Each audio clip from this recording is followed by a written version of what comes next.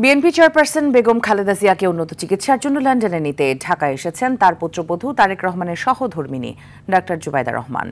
সকালে হযরত শাহজালাল আন্তর্জাতিক বিমানবন্দরে পৌঁছান তিনি। শাশুড়িকে দেখতে সেখান থেকে সরাসরি চলে যান এভারকেয়ার হাসপাতালে। এদিকে খালেদা জিয়ার জন্য কাতার সরকারের ব্যবস্থাপনায় জার্মানি থেকে আসছে এয়ার অ্যাম্বুলেন্স। আগামীকাল বিকেলে বিমানটি ঢাকায় পৌঁছানোর কথা রয়েছে। আরও জানাচ্ছেন শামীম চৌধুরী। জীবনযুদ্ধে লড়াইরত সাবেক প্রধানমন্ত্রী ও বিএনপি চেয়ারপারসন বেগম খালেদা জিয়ার কাছে পুত্রবধূর এ আগমন বাংলাদেশের পারিবারিক মায়া আর ভালোবাসার বন্ধনের এক অনন্য উদাহরণ। সংকটে সমাধানে পরিবারের পাশে গৃহবধূর উপস্থিতি দেশের সবচেয়ে গুরুত্বপূর্ণ রাজনৈতিক পরিবারটির জন্যও এক বিশেষ মুহূর্ত। অসুস্থ হয়ে হাসপাতালে ভর্তির পর থেকেই সুদূর লন্ডন থেকে শাশুড়ির স্বাস্থ্যের খোঁজ রাখার পাশাপাশি চিকিৎসকদের সমন্বয় করেছেন বিএনপির ভারপ্রাপ্ত চেয়ারম্যান তারেক রহমানের সহধর্মিণী ডাক্তার জুবাইদা।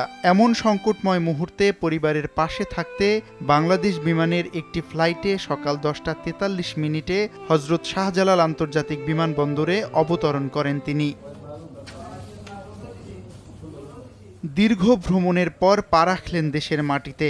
শেষ করলেন ইমিগ্রেশন।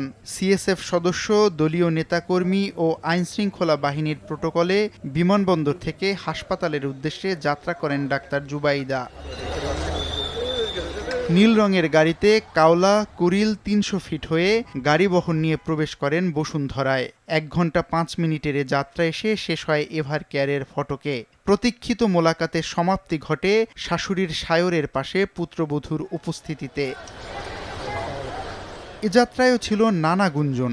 সবকিছু মাড়িয়ে বৃহস্পতিবার মধ্যরাতে লন্ডনের হিথ্রো বিমানবন্দর থেকে বাংলাদেশের উদ্দেশ্যে যাত্রা করেন ডাক্তার জুবাইদা রহমান।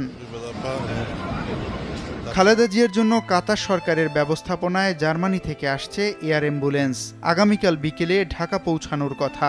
এরপর খালেদা জিয়াকে নিয়ে লন্ডনের উদ্দেশ্যে যাত্রা করবেন ডাক্তার জুবাইদা রহমান। শামীম চৌধুরী, RTV, ঢাকা।